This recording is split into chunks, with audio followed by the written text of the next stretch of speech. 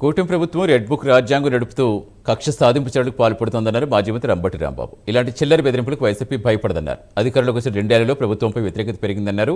ఆ వ్యతిరేకతతోటే 2029లో వైసీపీ అధికారంలోకి వస్తుందని కూటమి కూలిపోతుందన్నారు. కూటమి ప్రభుత్వం చేస్తున్న ప్రజా వ్యతిరేక, రైతు వ్యతిరేక విధానాలు ఎండగట్టడమే ప్రధాన ధ్యేయంగా వైసీపీ ముందుకెళ్తుందన్నారు అంబటి రాంబాబు. పోరాట పటిమతోనే వైఎస్ఆర్ కాంగ్రెస్ పార్టీ జగన్మోహన్ రెడ్డి గారు ముందుకు వెళతారు.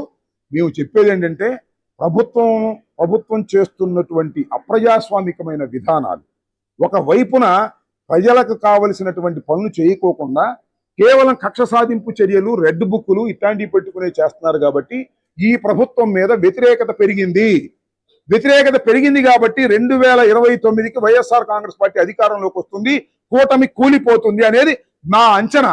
మా అంచనాకి అందరూ ఒప్పుకుంటారు లేదు చూద్దాం. అప్పుడేమైంది, ఇంకా 3 సంవత్సరాలు ఉంది కదా పండగ, చూద్దాం. అలా జరిగే ఎన్నికల్లో చూద్దాం. సో నేను చెప్పదలుచుకుంది, ప్రజా ఉద్యమాల నిర్మాణంలో వైఎస్ఆర్ కాంగ్రెస్ పార్టీ చాలా ముందు ఉంది, చేస్తుంది.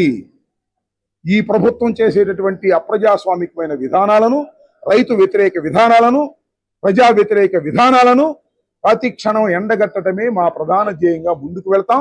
పార్టీ నిర్మాణం చేసుకుంటాం. 2029లో అధికారంలోకి వస్తాం.